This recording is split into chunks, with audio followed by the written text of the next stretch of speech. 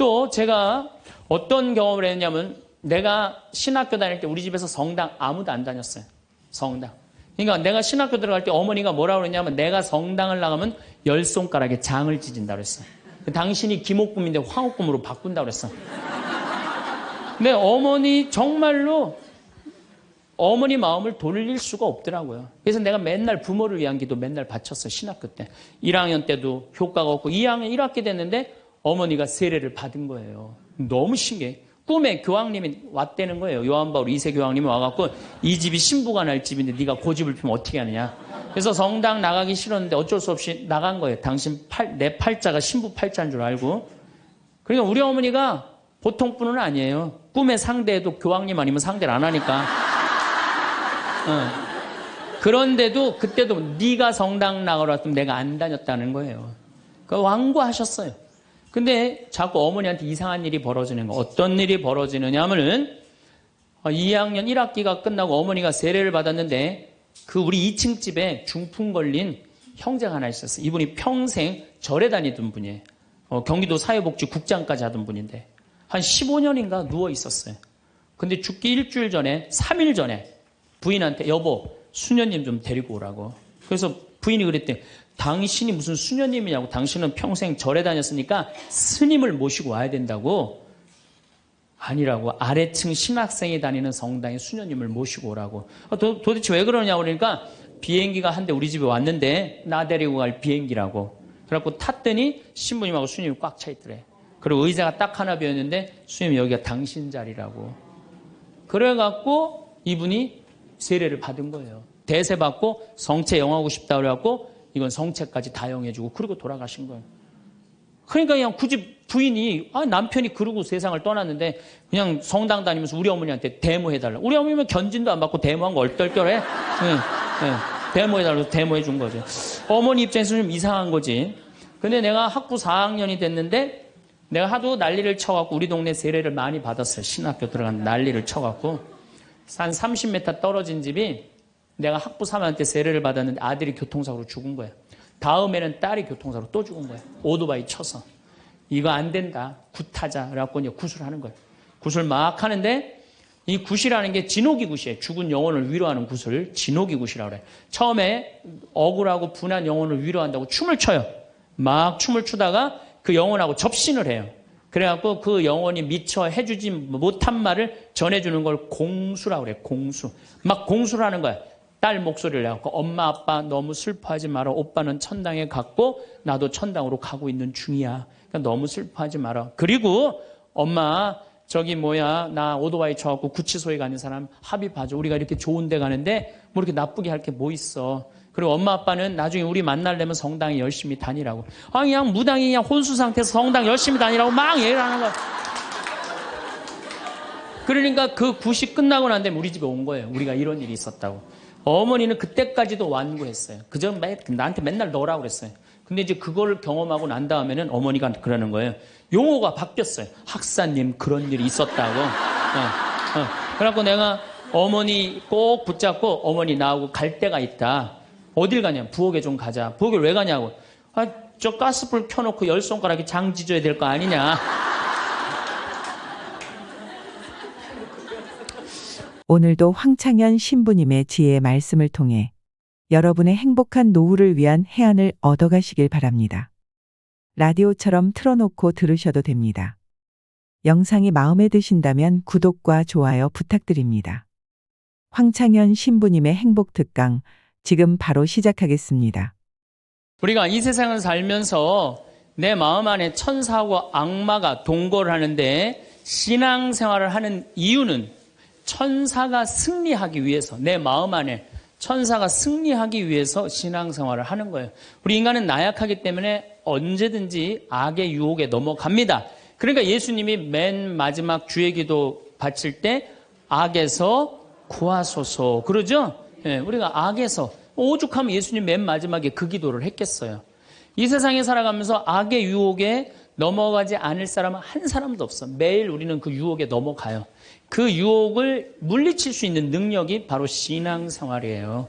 우리가 돌도로 빵이 되라고 그러는 거나 돌머리도로 서울대학 들어가라는 거나 다 뭐다? 욕심이다. 욕심이다. 욕심만 버리면은 우리 인간은 인생을 참 행복하게 살 수 있다. 예수님 말처럼 말씀이 가득 차 있으면은요, 인생이요, 조금 넉넉하지 않아도요, 즐거울 수 있어요. 미국의 제일 행복한, 우리나라도 마찬가지지만 제일 행복한 직업이 1위가 성직자예요, 성직자. 말씀이 있기 때문에 제일 행복한 말씀이 있기 때문에. 그래서 여러분들도 말씀이 내 마음 안에서 살아 움직일 수 있도록 깨어 기도해라. 그 아주 중요한 거예요. 원주 비행장이 있어요. 그래갖고 비행장이 있어서 재밌어요. 원주 비행장이 있어서 그 이글스라고 그 비행 전투단이 있는데 여기서 연습해. 우리 여기 평창 하늘에서 처음에 막 태극기 그릴 때 보면 막 엉망으로 그려요.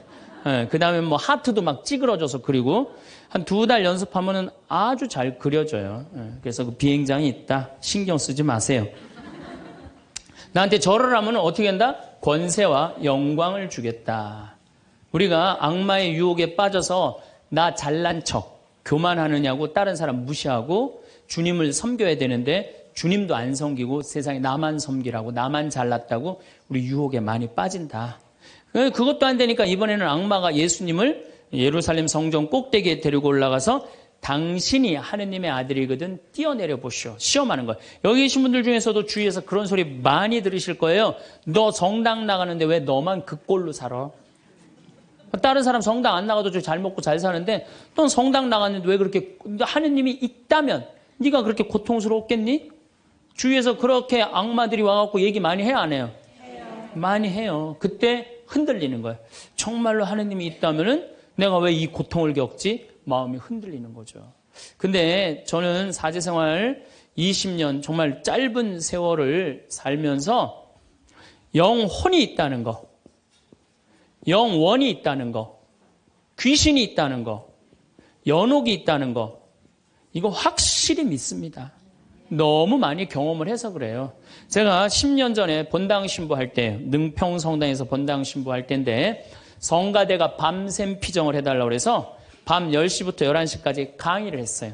강의를 했는데 막 강의가 끝났는데 성당 앞길에서 차 부닥치는 소리가 났어요. 나가보니까 버스하고 승용차하고 정면 충돌을 했는데 승용차가 버스 밑으로 아예 들어갔어요. 근데 그 승용차에 누가 타고 있었느냐면 우리 본당 사회복지 분과장이 타고 있었어요. 그 자리에서 즉사했어요. 이 사람이 얼마나 착한 사람이냐면은 사회복지 분과장을 했으니까 요맘때만 되면 김장 다 해서 어려운 소년 소녀 가정 다 넣어줬어요. 쌀 떨어지면 쌀 떨어지면 체크하고 다 넣어주고 성당 짓는다고 삽을 잡으면 삽자를 놓지 않은 형제야. 정말로 살아있는 천사예요, 천사. 그리고 그냥 3월달에 자기 부자니까 뒷마당에 뿅아리 100마리 풀어놓으면은 그냥 5월, 6월달 손님 오면 그거 잡아서 삼계탕 해주는 정말 그야말로 천사야. 근데 그 자리에서 즉사를 한 거예요. 그래서 이제 부인이 시신을 분당 재생병원에서 옮겨갖고 새벽 2시에 다 검찰도 왔다 갔다 하고 그래갖고 새벽 2시에 시신 수습이 끝났어요. 그래서 상주들을 깨우러 간 거야. 근데 상주가 초등학교 5학년, 초등학교 3학년, 초등학교 1학년이야. 애들도 너무 예쁜 애들인데. 그래서 이제 엄마는 5살짜리 아이 5학년 아이를 깨운 거야. 일어나봐라, 아들아. 근데 이 아들이요, 눈을 비비면서 엄마 나 이상한 꿈 꿨어. 그러는 거야. 무슨 꿈 꿨냐 그러니까 아빠랑 꽃밭을 가는데 너무 꽃밭이 예뻤다는 거예요. 막 천국같이 예뻤다는 거예요. 근데 그 꽃밭을 끝을 갔는데 손을 잡고 가는데 꽃밭 끝에 갔더니 계단이 하늘로 나 있는데 양쪽에서 날개 달린 천사가 우리 집으로 빨리 올라오라고 막 손짓을 했다고. 그래갖고 내가 올라가려고 했더니 아빠가 내 손을 딱 놓더니 지금부터 나 혼자 올라가는 거라고. 넌 나중에 올라가라고. 그래갖고 아빠가 막 올라가는 꿈을 꿨다는 거예요. 초등학교 5학년 아이가, 아빠가 돌아가신 사실도 모르는 아이가. 이건 뭐예요? 이 아빠가 돌아가시면서 누구한테 보여준 거예요? 아들한테 보여준 거예요. 이런 일은 너무 많아요. 우리가 죽으면은 굉장히 우리 한국 사람들은 죽음을 너무 무서워해요. 근데 난 죽는 거는 꽃밭을 간다는 얘기는 너무 많이 들었어요. 우리 여기 생태마을에 암 환자들이 많이 오잖아요. 작년에 글라라라는 자매가 하나 있었어요. 진짜 얼굴도 이쁘고 그냥 천사예요, 천사. 천사인데 폐암이 걸린 거예요. 4년 전에 폐암이 걸려갖고 이 6개월밖에 못 산다 그랬는데 여기서 정말로 행복하게 4년을 살았어요. 근데 그냥 남편도 천사, 그냥 아들은 또 서울신학교 다니고 있어요. 지금도. 그 둘째 아들도 천사, 막내딸도 남편 말할 것도 없고. 그런데 그냥 하여튼 4년을 살다가 뇌까지 전이가 된 거예요. 근데 나는 우리 집에 암 환자들한테 그런 얘기를 해요. 죽는 거 무서워하지 말아라. 그리고 왜 미리 땡겨서 걱정하냐. 3개월 후, 6개월 후에 죽을 거 지금 걱정하냐. 오늘 즐겁게 살자. 그러다 보니까 4년, 5년 살았으면 많이 사는 거죠. 6개월밖에 못 산다고 그랬는데. 그리고 내가 항상 그랬어요. 죽으면 행복한 대로 가는 거다. 맨날 그랬어요, 내가. 살아도 좋고 죽어도 좋고. 근데 이 분이, 이 글라라 자매가 뇌까지 전이 된 상태에서 죽은 거예요. 죽었는데 둘째 아들이 참 착해, 그 아들. 엄마 평상시에 죽으면 안 된다고 미리 이게 응급처치를 배운 거야. 엄마 혀가 말려 돌아갔는데 그걸 피고 막 심폐소생술을 하고 살려낸 거야. 그래갖고 이 글라라 자매 살아나서 이제 일산병원에서 내가 만났어. 글라라 자매 그러더라고. 신부님, 내가 정말로 죽음의 여행을 떠나는데 너무 황홀하고 행복했다는 거야. 아, 정말 신부님 말대로 이게 죽는 게 이렇게 황홀하구나. 근데 그냥 아들놈이 살려놓은 거야, 그냥. 살려나갔고 그냥 깨보니까 그래서 한 3개월 정도 혼수 상태로 있다가 세상을 떠났어요. 나는 그분은 천당에 갔다고 확실히 믿습니다. 나는. 내가 미사도 맨날 봉헌하지만은 이미 천국에 가 있어요. 죽는 거는요, 결코 두려운 게 아니에요. 그리고 죽는데 꽃밭을 간다는 사람 난 너무 많이 봤어요. 미국에는 어떤 그 근사체험, 임사체험이라고 그래요. 죽음을 경험한 사람들 2만 명한테 물어본 거. 죽었다 살아 돌아온 사람들 3시간, 5시간 의학적으로는 죽었다 이런 사람들 3시간, 5시간 후에 살아 돌아온 사람들 물어보니까 모두가 공통적으로 뭐라고 그래요? 꽃밭을 간다는 모두가. 그리고 빛이 있는 대로 빨리 올라간다는 거. 내가 94년도에도 99살 먹은 할머니야. 병자성사라는데 내 손에서 마지막 기름을 바르고 내가 마지막 사제경까지 해주는데 돌아가신 할머니가 있어요. 근데 싹 영혼이 정말 올라가는 게 보이더라니까요. 싹 너무너무 행복한 영혼이 올라가는 게 보이는 거예요. 그래서 죽음은 뭐가 있느냐 그러지만 죽음은요 우리는 하늘나라로 들려 올려지는 거예요. 예. 난 내가 강의할 때 핸드폰을 넣어도 한 번도 승질을 부린 적이 없어 나는.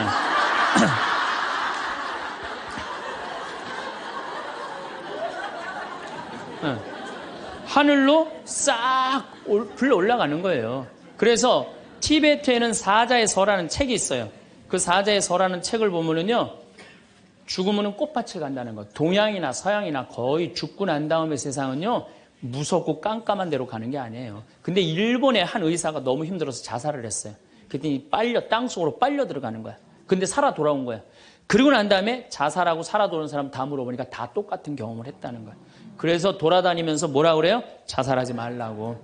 죽어서 좋은 데 가려고 그러면은 자살하지 말라고. 그리고 강의하고 다니는 교수도 있어요. 죽고 난 다음에 세계가 너무 많은 거예요. 우리 죽고 난 다음에 뭐가 있냐고 그러지만 실질적으로 죽고 난 다음에는 하늘나라가 펼쳐지는 거예요. 그리고 여러분들 하느님 믿었으니까 어떻게 되는 거야? 어디로 가? 하늘나라로 가는 거죠. 여러분들은 그런 믿음과 확신이 있어야 돼. 근데 우리 천주교 교우들은요, 하늘나라에 대한 희망 별로 없어요. 그저 미사 예물을 보면은 오늘도 내가 예물 보니까 맨 대학 입시, 딸 결혼, 뭐 애 생기게 해주고 땅 팔리게 해주고 뭐 월세 나가게 해주고 전세나. 그건 미사 예물이 아니에요. 미사는 예수님의 십자가상의 제사를 통해서 우리가 구원의 업적을 쌓는 거예요. 구원의 공로를 나누어 받는 거예요.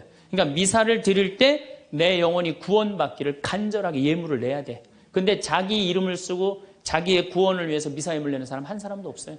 다 자식, 남편, 부모를 위해서야지 자기를 위해서는 안 된다 이거예요. 내가 언젠가 방송에도 얘기했지만은 성 안셀모 성인이 살아서 자기를 위하여 드리는 미사 한 대는 죽어서 드리는 위령 미사 1000대보다 낫다고 그래. 근데 여러분들은 자기를 위해서 한 번도 안 드리는 거 아니에요. 내가 구원받기를. 여러분들 비오 신부님 1918년서부터 1968년까지 50년 동안 오상받은 비오 신부님 아시죠? 그 비오 신부님 매일 피를 3분의 1컵을 쏟았어요. 의사 3명이서 평생을 감염이 될까 치유가 될까 옆에 붙어 있었는데 아무 소용이 없었어요. 이 비오 신부님은 처음에 너무 고통스러워서 이거 붕대 감고 다녔어. 다른 사람 표시도 안 내려고. 근데 어쩔 수 없이 당신이 표시로 나오는 수밖에 없었죠. 이분은 미사를 보통 2시간, 3시간 드렸어요. 하고 온 많은 사람들이 이분 덕에 성화가 많이 됐죠. 근데 이분이 뭐라 그래요? 미사야말로 가장 아름다운 구원의 제사라고 그랬어요.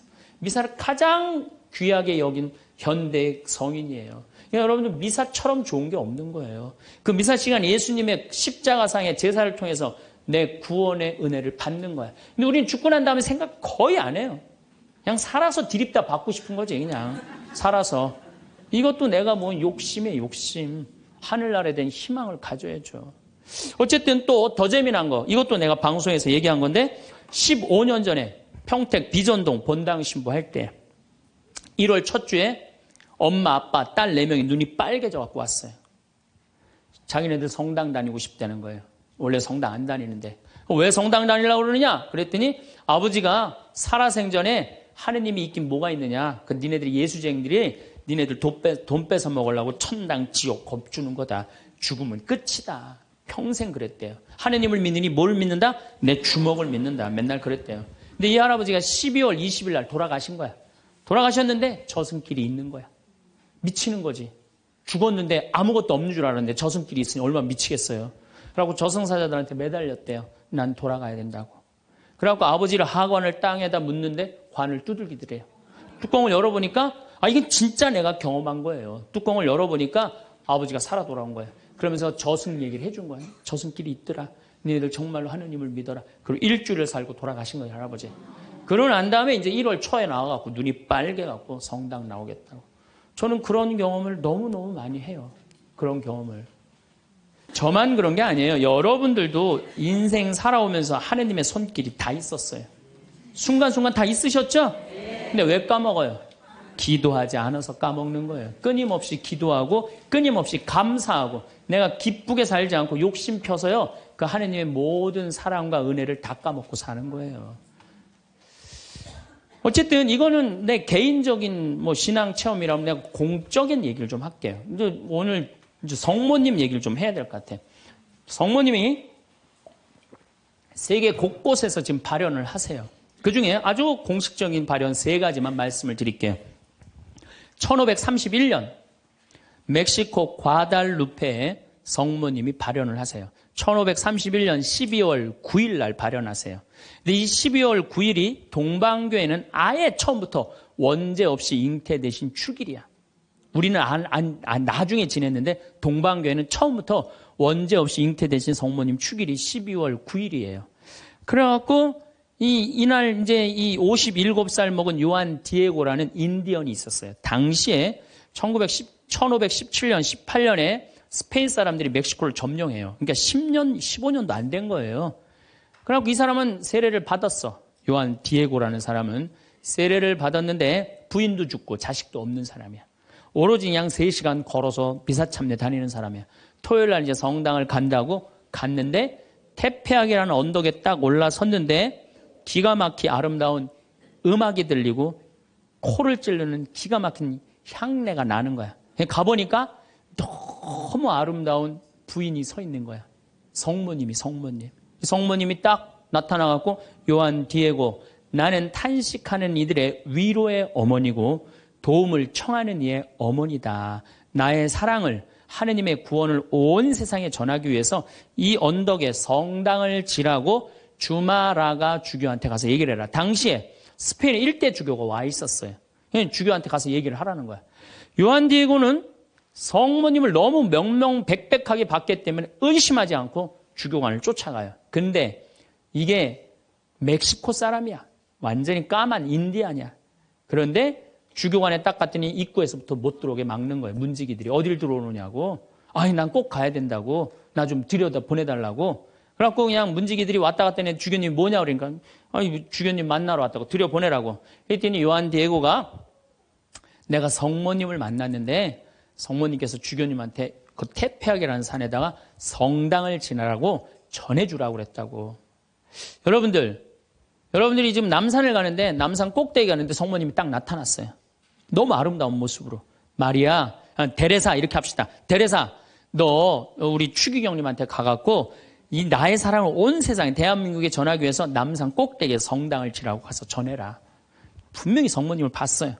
그래갖고 여러분들이 이제 명동에 가갖고 추기경님한테 내가 성모님을 만났는데 남산 꼭대기에다 성당을 지라고 그랬다고. 그럼 추기경님 잘 알겠습니다. 그리고 짓겠습니다. 그럴 것 같아요? 명동에 가면 이 약간 정신 나간 여자 3명 있어요. 4번째 등극하는 거, 4번째. 예. 성모님 본 사람들 다 처음에 무슨 대접받아요? 다 미친 사람 대접받아. 다. 그러니까 주교님이 뭐라고 그러냐면은 이상한 소리 하지 말아라. 가라 그래요. 네가 정말이라면 나중에 얘기하자 그래요. 그래갖고 성모님이 내가 기다리고 있겠다 그래요. 그래갖고 다시 태평이라는 산에 가요. 성모님한테 그래요. 성모님 전했느냐? 성모님 얘기를 전하긴 전했는데 주교님이 안 믿는 것 같다고. 그랬더니 성모님이 뭐라고 그러냐면은 그렇다면 내일 가서 또 전해라 그래요. 난 참 성모님도 답답해요. 아니 그게 그렇게 중요하면 당신이 가서 얘기하면 될 거 아니야. 왜 그 저기 뭐 57살 먹은 보면은 벨라 됐다. 그 다음에 루시아 다 똑같아. 제대로 배우지도 못하고 가난한 사람한테 나타나고 꼭 힘들게 해. 그래서 내가 기도 때 한번 따졌어요. 성모님. 아니 나타내려면 신부나 주교나 뭐 이런 사람한테 나타나갖고 확실하게 해지 왜 그렇게 사람들이 힘들게 하느냐고 그랬더니 성모님이 하느님의 영광은 어린아이, 순수한, 미천한 사람을 통해서 드러나는 것이다. 그러시더라고요. 그래서 그건 이제 앞으로 안 따지기로 했어 내가. 그래갖고 이 요한 디에고는 다음 날 주교님을 또 찾아가요. 또 문지기들이 모욕을 주죠. 이런 무식한 원주민 인디안이 어디 감히 주교를 만나느냐고. 그래도 요한 디에고는 애절하게 주교님을 만나자고 원해요. 하도 그러니까 어쩔 수 없이 주교님을 만나게 해줘요. 그러니까 주교님이 이틀째 연속 오니까 그래? 만약에 네가 정말로 성모님을 봤다면 증표를 갖고 와라 그래. 증표를. 내가 갖고 올 수 있다고. 성모님 분명히 봤으니까. 12월 10일 날. 그래갖고 이제 가갖고 성모님한테 가요. 성모님이 기다리고 있어. 그래. 전했느냐? 그러니까 전했다고. 전했는데 주교님이 성모님한테 증표를 갖고 오라고 그랬다고. 그러니까 성모님이 내일 오면 내가 증표를 주마 그래요. 12월 11일 날이 됐어요. 그래갖고 이제 이 요한 디에고가 가려고 그랬는데 요한 디에고 부인도 없고 자식도 없는데 삼촌 베르나르도라는 삼촌이 작은 아버지가 한 분 있는데 열병에 걸려갖고 돌아가시려고 그래요. 그러니까 병간호를 막 하는 거예요. 병간호 하느냐고 성모님한테 가긴 가야 되는데 이거 삼촌은 죽으려고 그러고 그래갖고 못 가요. 난 또 요한 디에고도 참 답답한 사람이야. 아니 그 대단한 성모님한테 갖고 낫게 해달라고 될 거 아니야. 그걸 또 그냥 자기가 간호한다고. 다음 날은 프란치스코 수도의 신부님 병자성사 죽을 것 같으니까 프란치스코 수도의 신부님 병자성사 모시러 간다고. 요한 디에고가 얼마나 재미나냐면은 테페하게라는 산을 비껴가요. 성모님 만날까 봐. 지금 누가 더 중요하다고? 이 본당심이 더 중요하다 이거야. 병자성사 봐야 된다고 막 가는데 성모님이 물어봐. 너 어디 가냐고. 어디 가냐고 물어봐요. 그러니까 아니 삼촌이 작은아버지가 죽으려고 그래서 모시러 간다고. 걱정하지 말아라. 작은아버지는 내가 치료해 줄 테니까 너 저 언덕에 올라가 봐라. 올라가 보니까 이 멕시코 시티가 2000m 상공에 있는 도시예요. 12월 달이면 굉장히 추운 도시예요. 그런데 장미가 펴 있는 거야. 가득. 그래갖고 너무 신이 나갖고 이 요한 디에고는 저기 멕시코 인디안들은 모자 동그란 거 쓰죠. 그 다음에 이 망토 쓰죠. 그 망토를 틸마라고 그래요. 이 틸마는 뭘로 엮느냐면 선인장에서 뽑아갖고 섬유를 뽑아갖고 이 아주 거친 섬유질로 돼 있는 그 망토예요. 그 망토에다 선인장을 따요. 막 따갖고 막 너무 흥분해갖고. 그러니까 성모님이 그걸 보더니 웃으면서 가지런히 놔줘요. 내가 가지런히 놔주마. 가지런히 놔줘갖고 등에다 져요. 등에다 져갖고 너무 신이 나갖고 주교관에 가요. 주교관에 가갖고 이제 가려고 그랬더니 막 향이 나오고 그러니까 문지기들이 이게 뭐냐 그러니까 이 줘라 그러니까 안 된다고. 이거 주교님한테 갖다 줘야 된다고. 그래갖고 그 주교님 앞에 가갖고 증표 갖고 왔다고 장미를 딱 떨어뜨리는데 이 주교님은 장미에는 전혀 관심이 없는 거야. 그 틸마에 갑자기 무릎을 꿇더니 눈물을 흘리면서 키스를 하는 거야. 아니 그 틸마가 얼마나 더럽고 지저분하겠어요. 왜 그러나 우리가 틸마를 내려봤더니 자기가 본 성모님이 그 틸마에 새겨져 있는 거야. 그대로. 그런데 이 새겨져 있는 색깔 자체가 이건 도저히 1500년대에 만들 수 없는 색깔이야. 너무 예쁜 거 성모님이. 너무 예쁘고 너무 곱고 옷 색깔도 너무 화려하고. 그러니까 과학자들이 계속 연구를 해봤어요. 과연 1500년대에 저 물감을 만들 수 있을까? 그 과학자들이 결론은 못 만든다. 그래갖고 그냥 이 소송당에 이제 주교님 소송당에 걸어놓고 성당을 진 거죠. 그리고 12월 10일 날 같은 날 성모님은 베르나르도라는 삼촌한테 나타나서 다 치유를 해줘요. 그리고 네 조카가 이런 기적을 발현을 봤다. 다시 한번 확증을 해주죠. 그 바람에 7년 사이에 인디언들이 멕시코 스페인 사람들이 무서워서 나와서 세례를 안 받거든요. 세례를 안 받다가 800만 명이 7년 만에 다 세례를 받아요. 나는 유럽 교회는 사도들이 전교를 했다면 아메리카는 성모님이 난 전교했다고 믿어요. 성모님이. 그래서 그 수많은 사람들이 순례를 하잖아요. 근데 더 기가 막힌 건 이 선인장에서 엮은 거는 30년, 50년이면 사고 없어져요. 근데 500년이 지난 지금도 그대로 모셔져 있는 거예요. 500년이 지난 지금도. 제가 지난 40일 동안 LA 순회 강연을 갔는데 중간 일주일 동안 성모 승천 대축일 그 기간 동안을 멕시코의 과달루페에 갔다 왔어요. 갔다 왔는데요. 1m 20된 그 성모님 사진이요. 그 칠마에 새겨진 게요. 저 아직도 살아있는 것 같아요. 너무너무 은혜롭고. 그러니까 여러분들 그 나는 신앙이 약하다. 성주순례 가면 돼. 성주순례. 성주순례 가갖고 하느님의 살아있는 증표를 보면 돼. 예루살렘에 가보고 이집트에 가보고 티벳 이번에 지진 일어난 어디야? 터키도 가보고 그리스도 가보고 그러면은요 살아있는 하느님 역산에 왔다 가신 예수님을 만날 수 있어요. 그냥 그런 데는 안 가고 그런 데 돈 쓰는 건 아깝고 그냥 누워갖고 그냥 하느님이 있나 없나 이러고만 앉아있으니 무슨 돈으로 애 휴학시키고 학교 무슨 학교예요. 그냥 여러분들 영혼이 더 중요한 거지. 공부도 못하는 놈들 뭐하러 그냥 학교를 보내고 학원을 보내고 그래요. 그런데 더 기가 막힌 사건이 벌어져요. 1963년 성모님의 눈동자가 이상해서 사진을 찍어봐요. 사진을 찍어봤고 현미경으로 6배 확대를 해보니까 성모님 눈동자에 3사람이 있는 거야. 자세히 더 기가 막히게 해보니까 그건 그림으로는 도저히 불가능한 거. 비친 그 그림인데 첫 사람이 누구냐면 그 요한 디에고 초상하고 똑같은 거야. 두 번째는 주마라가 주교. 세 번째도 같이 있던 사람. 그게 500년이 지나도록 몰랐던 거예요. 물론 거기에 기적은요. 이거 한 3배만한 성당이 있는데 요만한 사진으로 꽉 찼어요. 그 과달루페 성모님을 통해서 기적이 일어난 건 말할 것도 없고 그건 말할 것도 없고 이 과달루페 성모님 이거 우리 이 사진에 방송에 나갈 거예요. 성모님 딱 멋있게 나갈 거예요. 지금도 그 저는 그 성주순례 가서 제가 거기서 미사도 봉헌했지만은 그 엘리베이터로 돼 있어요. 에스컬레이터라고 그러네요. 하도 사람이 많으니까 스면은 쭉 지나가서 볼 수 있어요. 그리고 또 뒤쪽으로 또 돌아. 그러면 또 뒷걸음만 또 쭉 가면서 볼 수 있어. 내가 묵주기도 5단을 하면서 그 성모님만 봤는데도요.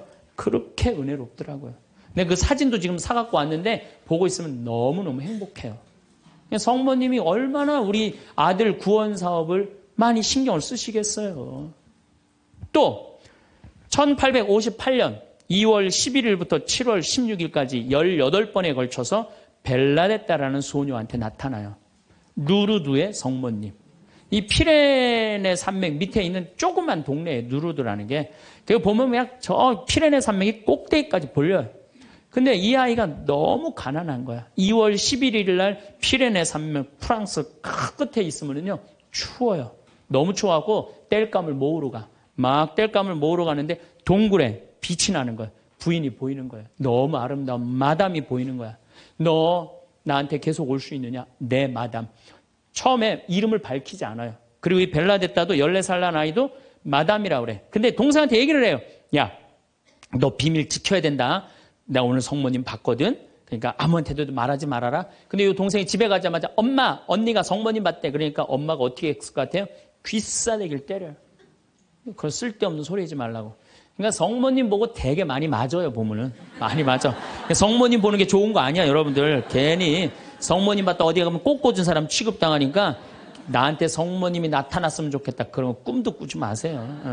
쓸데없는 소리 하지 말라고. 그런데 계속 나가요. 그런데 2월 25일 날 성모님이 자꾸 그 동굴 밑을 파라는 거야. 자꾸 파니까 물이 솟아나오는 거야. 거기 씻어라. 그 사람들이 제가 성모님을 봤다니까 사람들이 모이기 시작하는 거야. 자꾸 모이기 시작하는데 그 눈병이 온 사람이 그걸 씻으니까 싹 낫기 시작하는 거예요. 하루에 40만 리터씩 물이 펑펑 쏟아져 나오는 거죠. 그러니까 자꾸 사람들이 이제 물어보니까 본당 신부님이 벨라데타를 불러요. 얘야, 너 그분을 만나면, 성모님을 만나면 이름이 뭐냐고 물어봐라. 그랬더니 벨라데타가 맹랑한 소리를 해요. 그분은 성모님이 아니다. 그분은 그냥 부인이다. 너무 아름다운 파란 띠를 한. 여러분 루르드 성모님 파란 띠 아시죠? 파란 띠를 한 부인이다. 부인, 마담이다. 글쎄 마담이든 뭐든 이름을 좀 알아갖고 와라. 그래갖고 3월 25일 날 중요한 성모 용보축일이죠. 만났어요. 만나고 이렇게 물어봐요. 마담, 본당 신부님이 이름이 뭔지 알아보라고 그랬다고. 그랬더니 성모님이 내 이름은 꾸에소에 에라 임마꿀라타 콘셉시우다. 딱 그래요. 얘는 라틴어를 배운 적도 없는 애야. 그리고 그 피렌체 언어를 쓰는 아이야. 라틴어를 배운 적도 없는 아이인데 성모님이 꾸에소에 에라 임마꿀라타 콘셉시우 이러니까 그거 안 까먹으려고 막 입술로 막 되네요. 꾸에소에 에라 임마꿀라타 콘셉시우. 그래갖고 본당 신부 문을 확 열면서 이름 알아왔다고. 뭐라고 그러느냐? 꾸에소에 에라 임마꿀라타 콘셉시우랍니다. 그랬더니 본당 신부 너 그 무슨 뜻인지 어떻게 아느냐? 그랬더니 벨라데타가 뭐라 그러냐면 난 무슨 뜻인지 나 안 잊어먹으려고 이게 외우느냐고 죽을 뻔했다고. 정말로 그래요. 정말로. 너무 힘들었다고. 그래갖고 본당 신부한테 얘기를 했는데 깜짝 놀라는 거 본당 신부가. 왜 놀라느냐면 그게 무슨 뜻이냐면은 라틴어인데 임마꿀라타가 깨끗하다라는 뜻이야. 콘셉시오라는 게 임신했다라는 거. 원죄 없이 잉태된 교리가 1854년에 반포가 돼요. 4년 전에 교황청에서. 그런데 성모님은 항상 당신에 대한 교리가 반포되면 발현을 통해서 꼭 알려줘요. 확증을 시켜주는 거죠. 그러니까 이게 발현인가 보다. 그래갖고 거기서 이제 성당을 짓고 수많은 사람들이 순례를 하고 거기에 이제 물이 펑펑 쏟아져 나와갖고 어떻게 수많은 사람들이 기적을. 그래갖고 거기도 의사들이 있어요. 이 자연 치유냐 기적이냐. 뭐 기적을 함부로 해주는 건 아니지만 그래서 거기 간 사람들이 다 그 물 먹고 많이 낫고 그러잖아요. 나는 그 루르드에 가서 난 루르드도 갔어요. 루르드도 어디야 테페야 과달루페도 가고 루르드도 갔어. 나도 거기 가서 세례했어요. 루르드에. 나는 물에 들어가고 이렇게 기도했어요. 난 여기 온 걸로 족하니까 제발 나한테 기적 일으키지 말라고. 난 지금도 충분하다고. 그것만 해도 충분하죠. 이게 바로 루르드의 성모님이에요. 자, 세 번째 발현. 1917년 포르투갈 파티마의 발현이에요. 많이 들어보셨죠? 이 발현은 더 특별해. 9살 루시아, 8살 히아친타, 6살 프란치스코. 이 세 꼬마한테 나타나는 거예요. 얘네들 역시 당연히 뭘 몰라? 글 모르는 아이들이에요. 목동이에요, 목동. 맨날 양 풀어놓고 놀던 아이들이에요. 그런데 이 아이들은 더 특별한 일이 벌어집니다. 어떤 일이 벌어지느냐 하면은 1916년에 이 1차 세계대전 막 끝날 때 1916년에 천사가 나타나요. 3번 나타나요. 너희들한테는 특별한 분이 올 거니까 묵주기도를 열심히 해라. 이렇게 얘기를 해요. 마지막에는 성체까지 영해줘요. 천사가. 특별한 경우죠. 그래갖고 5월 13일 날, 1917년 5월 13일 날, 이날도 이 아이들이 막 양 풀어놓고 신나게 노는데 성모님이 떡갈나무 위에 탁 나타나는 거예요. 너무 아름다운 성모님이. 그래갖고 루시아, 히아친타, 프란치스코 너희들 매달 13일 날 여기 와줄 수 있겠느냐. 네, 오겠습니다. 나는 로사리오의 모후다. 여러분들 이 성모님이 그 유명한 그 계시가 뭐예요? 죄인들의 회개. 그렇죠? 그 다음에 또 뭐가 있어요? 연옥 영혼들을 위해서 기도하고 그 다음에 공산주의 회개를 위해서 기도하라는 그 세 가지 성모님이 내리신 계시죠. 뭐 당연한 거죠. 그런데 7월 13일 날은 이 루시아가 천당, 지옥, 연옥을 세 개를 다 봐요. 그리고 이 루시아는 오랫동안 살죠. 오랫동안 사는 히아친다고 프란치는 중간에 다 죽지만 어렸을 때 루시아한테는 특별한 성모님이 계시를 많이 했죠. 근데 9월 달에 사람들이 3만 명이 모여요. 3만 명이. 왜 3만 명이 모이냐면 자꾸 너무너무 유명해지니까. 그런데 이때 꽃비가 막 내리는 거야. 근데 사람들한테 올 땐 다 녹아내리는 3만 명이 다 같이 경험을 하는 거예요. 10월 달에는 마지막 발현 때는 7만 명이 모여요. 7만 명이. 그런데 전날부터 폭우가 쏟아지는 거야. 폭우가 막 쏟아지고 차가 얼마나 많이 모였냐. 100대가 모이고 100대. 1917년에 차 100대면요. 엄청나게 많은 거예요. 마차 130대, 자전거 100몇 대. 그리고 7만 명이 걸어서 그냥 환자들 끌고 그냥 다 7만 전 세계에서 온 거예요. 유럽 전 세계에서.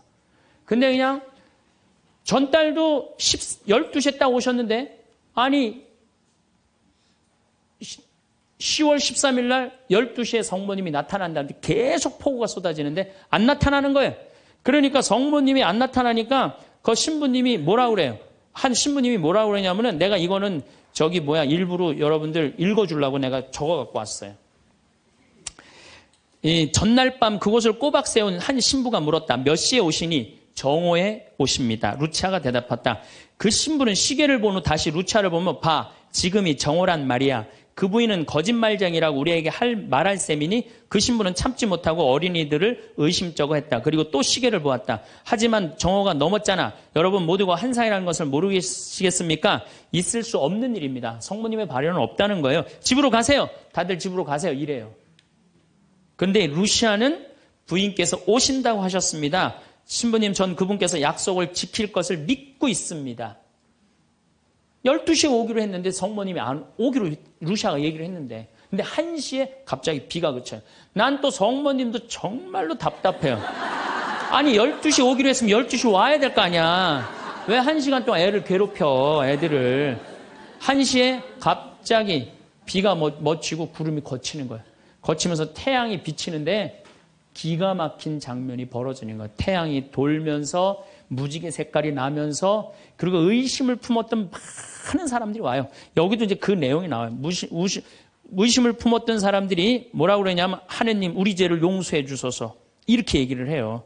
왜 그러느냐면은 무신론자, 회의론자들이 와갖고 왜 이 공포에 질려서 그러냐면 태양이 돌면서 그 뜨거운 태양이 땅으로 떨어지는 거 너무 뜨거워갖고 이 사람들이 이게 마지막 심판인가 보다. 공포에 질린 거지 7만 명이. 그래갖고 막 울면서 막 살려달라고 그러고 그냥 우리를 좀 제발 용서해달라고 그렇게 15분 동안 태양이 온갖 조화를 비추고 딱 제자리에 돌아갔는데 더 놀라운 건 그 7만 명 모두가 이틀 동안 비가 젖었는데 다 비가 말랐고 30cm 진흙이 깨끗하게 꾸들꾸들해진 거예요.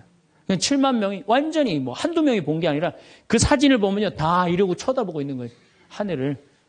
이게 바로 파티마의 성모님이에요. 이렇게 아니 온 세상에 하느님의 현존하심이 명명백백한데 그런 난 파티마는 내년 2월 달에 또 성주순례 가요. 나는 돈 생기면 무조건 성주순례 가자. 이게 내 신조예요. 네, 네. 이제 파티마에 갈 거예요. 여러분들도 성지 다니세요. 예루살렘도 가시고 제발. 아니 개신교 다니는 분들은 어떻게 해서든지 돈 모아서 개 모아서 가는데 천주교들은 안 가. 우리 하늘나라에 대한 희망이 없어서 그래요. 어떻게 해서든 이 세상에서 복 받으려고 돈 조금 쓰는 거 아까운 거야. 내가 첫날 말했죠. 돈은 쓴 것만 내 돈이에요. 여러분들 아껴봤자 아무 소용 없어요. 그것도 성주순례 가기 위해서 어떻게 쓰셔요. 네. 자, 그렇다면은 아직도 나는 의심이 간다. 그렇다면 내가 가장 확실한 증거를 하나 댈게요. 그게 뭐냐면 예수님이에요. 예수님. 예수님이라는 분이 2000년 전에 이 세상에 왔다 가셨어요. 아니 그분이 안 왔다 갔다 하면 베드로라는 존재가 탄생했겠어요? 안 탄생했겠어요? 베드로라는 사람은 탄생할 수가 없어요. 베드로, 2대 교황, 리노, 3대 교황, 클레토, 4대 교황, 클레멘스, 알렉산더, 식스토 이래갖고 지금 교황이 265대예요. 2000년 동안 한 번도 끊어지지 않고 그 전승이 내려온 거예요. 예수님의 살아있는 모습을 보고 근데 베드로라는 인물이요. 어떤 인물이냐면은 어부였어요. 그 갈릴레 호수의 어부였어요. 그건 사나이 중에 사나이였어요. 남자 중에 남자였어요. 예수님 정말로 지켰던 사람이에요. 마지막에 배신 좀 해서 그렇지. 예. 그런데 마지막에 예수님을 배신합니다. 정말로. 왜냐하면 그 스승이 그렇게 허망하게 죽을 줄은 꿈에도 몰랐거든. 그래갖고 배신하고 도망가 버려요. 예. 그런데 부활했다는 거야. 그래도 안 믿어요. 그래도 안 믿고 어떻게 갈릴레 호수 가고 물고기를 잡아요. 또 나타난 거야. 미치는 거지 베드로는. 아니 그냥 죽었으면 한 일주일 후나 한 달 후에 나타나면 얼마나 좋아. 계속 3일 만에 계속 나타나네. 그러니까 물속에 뛰어들고. 그리고 40일 동안 예수님하고 생활하면서 이 사람의 인생은 완전히 바뀌어요. 어떻게 바뀌느냐. 베드로가요 대단한 말 하지 않아요. 돌아다니면서 내가 예수님을 만났는데 이 예수님이 십자가에 못 박혀서 처참하게 돌아가셨는데 3일 만에 부활하셨다. 자, 내 예를 들면 좀 그렇고 여러분들 만약에 본당 신부님이 죽었는데 3일 만에 다시 살아났어. 완전히 땅까지 다 묻어놨는데 3일 만에 주일날 딱 나타나갖고 나하고 같이 밥 먹자 그러고 강론을 했어. 여러분들 주에 나갔고 우리 신부님 죽었는데 3일 만에 살아나왔다고 얘기할 것 같아, 안 할 것 같아요? 아마 온 세상 돌아다니면서 얘기할 거예요. 그렇죠? 그 경험이 베드로한테 있었던 거예요.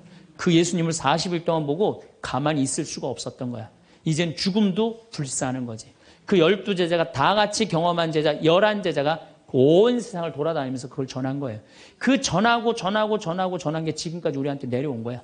그러면 이 성서, 그 사람들이 이제 베드로가 전한 얘기를 적어갖고 성서 안에 예수님을 써놓은 거예요. 우리가 성서에 예수님이 한 말씀은 살아 움직이는 그분의 2000년 전의 현존이야, 현존.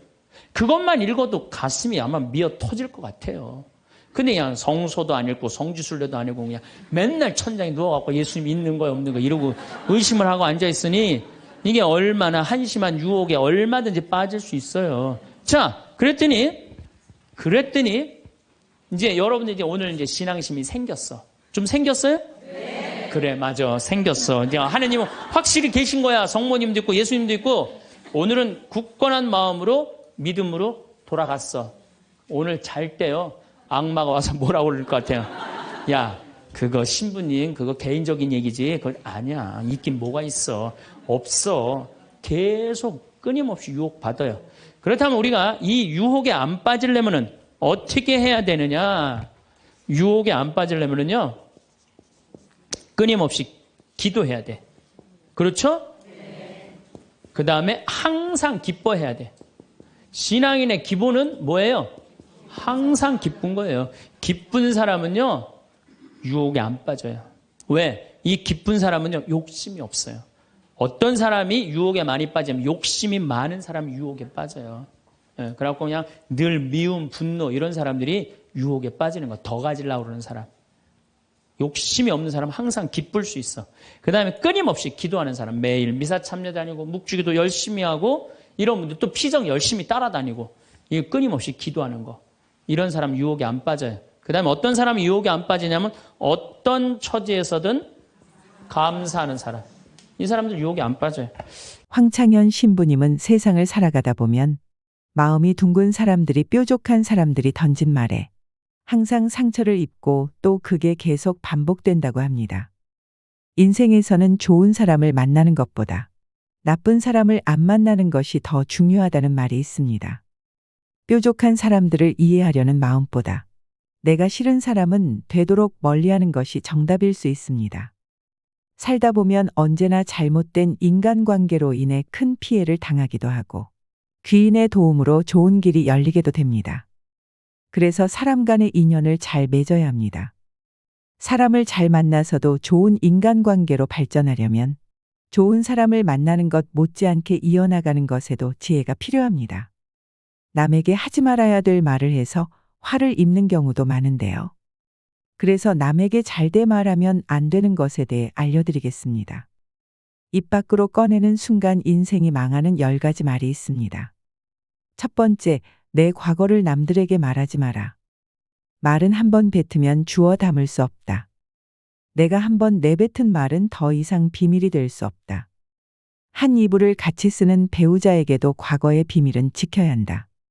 나중에 관계가 안 좋아지면 내 비밀이 치부가 되고 발목이 잡힌다. 하물며 타인이야 말해 무엇 하겠는가. 아직도 과거의 상처가 힘들고 아픈가. 그때 했던 선택이 후회되는가. 그만큼 마음 아프게 후회했으면 이제 그만 보내줄 때가 되었다. 그러니 괜히 다른 사람들에게 나의 아픈 과거를 말하지 마라. 물론 과거의 경험을 토대로 행복한 미래를 위해 노력하고 나아가는 건 중요하다. 지난날의 실수를 다시는 반복하지 않도록 더 좋은 방법을 찾는 것도 중요하다. 우리는 과거의 실수로부터 배워 삶을 더 의미 있고 풍요롭게 만들 수 있다. 그 과정에서 시행착오가 있더라도 이것이 우리 인간이 성장하는 방법이다. 그러니 아무리 절친한 친구나 배우자에게도 내 과거사를 절대로 말하지 마라. 겉으로는 진실되어 보이는 사람이어도 내 과거의 불행이 상대방에게는 위안이 될 수 있다. 그들에게 말거리를 주지 마라. 두 번째, 나의 돈에 대해 자랑하지 마라. 얻는 게 있으면 잃는 게 있다. 인간은 다른 이가 나보다 더 많은 것을 가졌다는 이유만으로도 상처받는 존재다.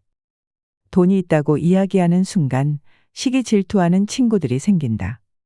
부자들도 있겠지만 대부분의 사람들은 하루하루 힘들게 살아가는 게 현실이다. 대부분은 살아남기 위해서 애쓰고 투쟁한다. 친구의 권유로 투자를 했다가 돈을 잃은 사람도 있고, 퇴직금으로 받은 돈을 아들의 사업자금으로 썼다가 몽땅 잃어버리게 된 사람들도 있다. 돈 자랑도 아무나 하는 게 아니다. 드러난 돈이야 내가 자랑하지 않아도 남들이 다 안다. 또한 처음 만나는 사람 앞에서 돈 자랑으로 과시하는 것이 절대 다른 사람은 기선제압하는 좋은 방법이 아니다. 오히려 그런 사람은 만나면 돈 냄새가 진동을 해서 자신을 진정으로 도와줄 사람은 코를 막고 떠나가고, 돈만 빼먹으려는 사람들만 호시탐탐 입맛을 다시며 우글거리게 된다. 돈 빌려달라는 사람으로 인해 인생이 힘들어질 수도 있다. 한국인들만큼 일확천금과 한탕을 좋아하고 밝히는 민족도 없다. 정말 돈 자랑을 하고 싶다면 상대방에게 베풀고 나서 자랑하고 항상 운이 좋았다고 말해라. 그 베푸는 돈도 아깝다면 친한 친구나 가족에게도 돈을 자랑할 생각은 하지 마라. 세 번째, 다른 사람에게 나의 치부를 쉽게 말하지 마라. 씁쓸하고 잔인하게도 인간은 타인의 약점을 통해 위안을 얻고 자신도 모르는 새 은근히 즐긴다. 친할 때는 간이고 쓸개고 모두 다 줄 것처럼 하다가도 조금만 서운하면 쉽게 돌아서는 것이 갈대보다 잘 흔들리는 인간의 마음이다. 당장 처음에는 위로받을 수 있을지 몰라도 나중에는 그게 나의 약점이 된다. 아픈 손가락을 먼저 나서서 드러내는 순간 모두가 그곳을 찌를 것이다. 아프다고 하소연하는 버릇을 버려라.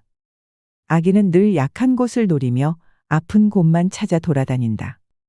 때문에 신중한 사람은 결코 자신의 상처를 쉽게 드러내지 않으며 개인적인 불행을 여기저기 발설하지도 않는다. 때로는 운명조차도 당신의 가장 아픈 상처를 찔러대며 즐거움을 느낀다. 그러니 아픈 것도 기쁜 것도 쉽게 드러내지 마라. 사람은 완벽하지 않아서 내 치부를 아는 사람이 말실수라도 하게 되면 그때는 더 이상 돌이킬 수가 없게 된다. 제발 부탁이지만 내가 한번 내뱉은 말은 더 이상 비밀이 될 수 없음을 기억해라. 내 입을 벗어난 비밀에는 살이 붙기 시작한다. 말은 한 사람의 입에서 나와서 1000사람의 귀로 들어간다. 질병은 입을 쫓아 들어가고 화근은 입을 쫓아 나온다. 다른 사람에게 내 치부를 드러내기 전에 항상 신중하게 생각해라. 어쩔 수 없이 치부를 얘기해야 할 때도 결코 전부를 드러낼 필요는 없다. 내 사생활을 모두 털어놓으면 순간은 후련해도 나중에는 꼭 후회한다. 네 번째, 나의 목표를 남들에게 절대로 말하지 마라. 사공이 많으면 배가 산으로 간다라는 말은 다들 들어보았을 것이다. 이 말의 의미는 주변에서 이래라 저래라 간섭하는 사람이 많으면 나의 목표를 이루기 힘들다는 의미다. 아직 시작도 안 한 목표를 남들에게 말하는 것은 내 목표로부터 멀어지는 일이다. 출발도 하기 전에 의지를 빼앗긴다. 결국 목표를 만들고 성취하는 것은 자신에게 달려 있어. 목표를 향해 어느 정도 진전을 이룰 때까지 혼자 알고 있어라. 그것을 공유하지 않으므로 목표를 달성할 가능성이 커진다. 타인의 조언이 오히려 혼란만 일으킨다. 내 목표를 입 밖으로 꺼내면 낱말하기 좋아하는 사람들이 목표를 방해하기 십상이다. 또 어차피 서로 다른 삶을 살아왔기 때문에 상대방의 충고는 도움이 되기는커녕 장애물이 될 수 있다. 우직한 마음으로 묵묵히 혼자서 목표를 향해 나아가라. 자신감 있게 스스로의 판단을 신뢰하고 믿어라. 만나는 사람마다 내 목표를 말하고 다니면 금방 포기하게 된다. 특히 큰 목표일수록 더더욱 남에게 말하지 말아라. 분명한 것은 인생 항로를 명확하게 정했다면 그 목표가 지향하는 곳을 향해 거침없이 나아가야 한다는 것이다. 그 과정에서 가장 중요한 것은 스스로의 의지뿐이다. 나를 이해하지 못하는 사람들의 근거 없는 판단과 평가에 쓸데없이 발목을 잡힐 필요가 없다. 나에 대해 제일 잘 아는 사람은 나밖에 없다. 5번째, 남들에게 절대로 생색내지 마라. 은혜를 베풀었으면 보답을 바라지 말고 남에게 주었으면 뒤에 후회하지 말아라. 입만 열면 자랑하고 생색내는 사람이 있다. 자랑 같지 않은 것도 자랑하는가 하면 대화가 안 통하는 사람도 있다. 생색내는 사람과 같이 있을 때 피곤하고 스트레스를 받았던 경험이 다들 있었을 것이다. 불교에서는 보시라는 단어가 있다. 보시는 은혜를 많이 베푸는 것을 뜻한다. 내가 다른 사람들에게 베풀면 베풀수록 그 복은 몇 배로 나에게 크게 돌아온다. 내가 설령 그 복을 받지 못해도 내 자손에게라도 복이 가게 된다. 그런데 이런 복에도 조건이 하나 붙는다. 남에게 베풀었다면 생색내지 말고 베푼 일을 잊어버려야 한다는 것이다. 친구와 같이 밥과 술을 먹었는데 친구가 밥값을 놓고 와서 내가 밥값을 내야 할 때도 있을 것이다. 평소에 친구가 밥값을 놓고 온 적이 없었다면 생색내지 말고 하루는 그냥 내가 밥을 사주면 된다. 다른 사람에게 착한 일을 했더라도 자랑하지는 마라. 선행을 했다면 내 마음 안에서만 느끼며 굳이 타인에게 밝히지 않아도 된다. 내가 진실한 마음으로 착한 일을 했다면 그것만으로도 차고 넘치고 충분하다. 설행을 베푼 이후에는 남들에게 자랑하지 말고 내 행동의 의미를 느끼며 스스로에게 만족하라. 6번째, 남들에게 내 가족의 비밀을 말하지 마라. 나에게도 사연과 비밀이 많은 것처럼 부모, 형제네 그리고 아들, 딸에게 꼭 지키고 싶은 비밀이 있다. 혹시 아이들의 일기장을 몰래 꺼내 본 적이 있는가? 만약 그런 적이 있다면 앞으로는 절대 아이의 비밀을 몰래 알려 하지 마라. 자식의 사생활을 지켜주는 게 가족의 화목함을 위해 좋다.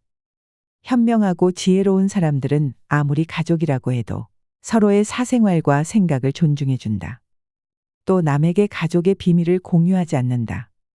자식의 일기장을 몰래 보고 잔소리 한 번 했더니 아이와 사이도 안 좋아지고 상황도 나빠진 경우가 많다.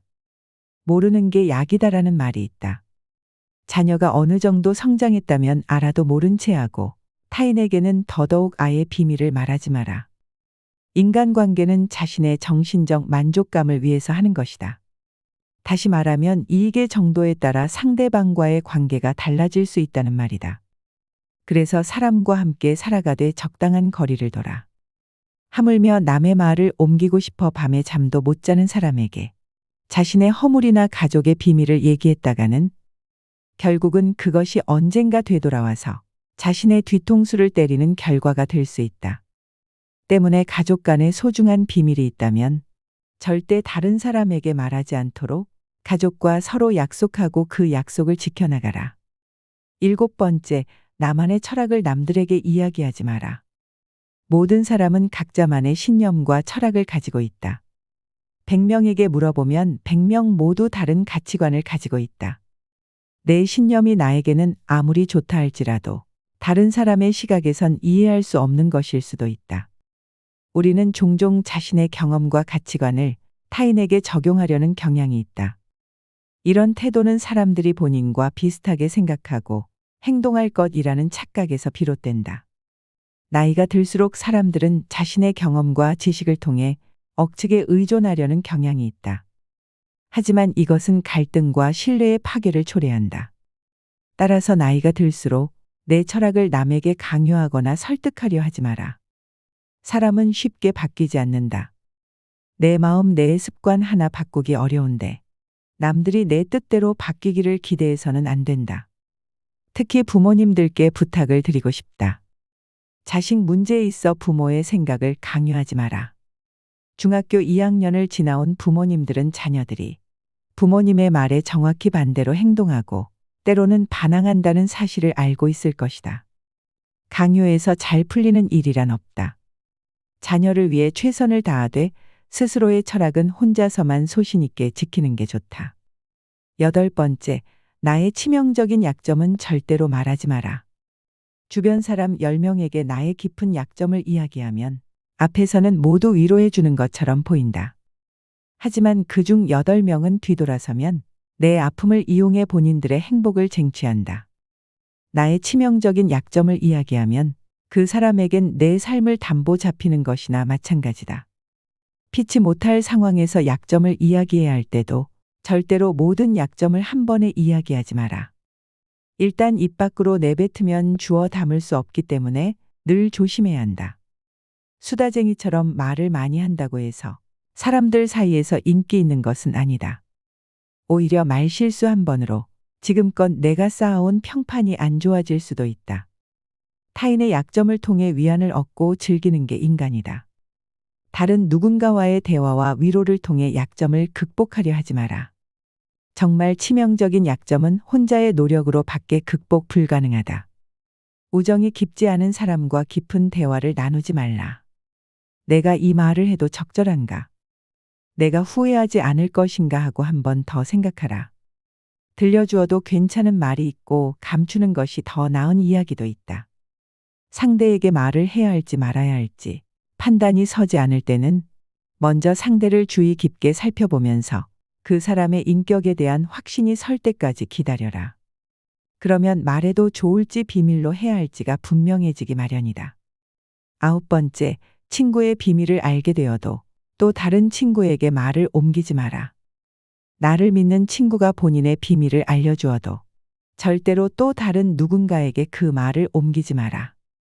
다른 사람들과 누군가에 대한 뒷담화를 같이 하게 되면 그 순간에는 그들과 유대감을 형성하고 있다고 느낄지라도 결정적인 순간에는 결국 서로를 의심하고 불신하게 된다. 친구의 단점과 허물을 쉽게 말하지 않는다. 친구의 비밀은 내 마음속에 있는 판도라의 상자 깊은 곳에 넣고 잊어버려라.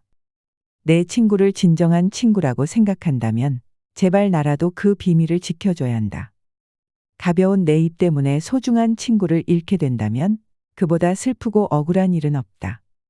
입장을 바꿔 내가 절친한 친구 한 명에게만 약점을 털어놨는데 시간이 지나 모두가 내 약점을 안다고 생각해보자. 절친과의 신뢰와 우정이 깨질 뿐만 아니라 배신당했다는 생각에 밤잠을 설칠 것이다. 10번째, 나의 재능을 남들에게 섣불리 말하지 마라.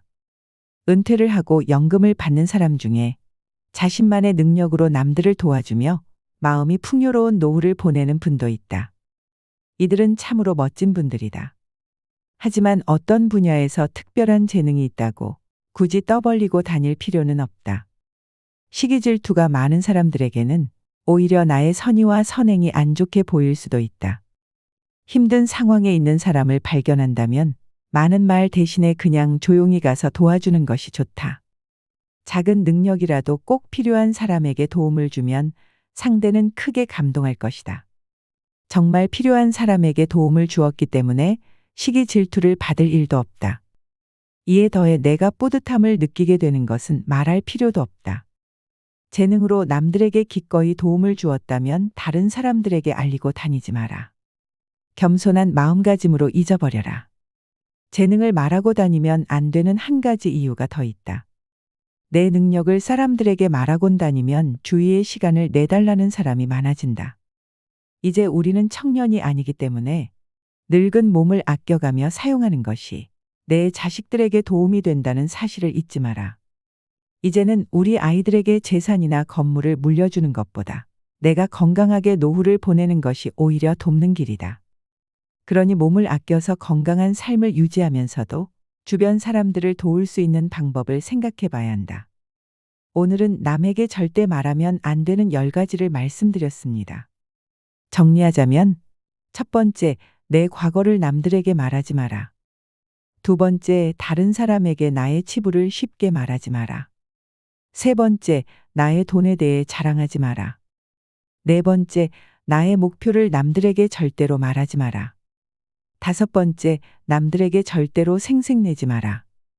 여섯 번째, 남들에게 내 가족의 비밀을 말하지 마라. 일곱 번째, 나의 치명적인 약점은 절대로 말하지 마라. 여덟 번째, 나만의 철학을 남들에게 이야기하지 마라.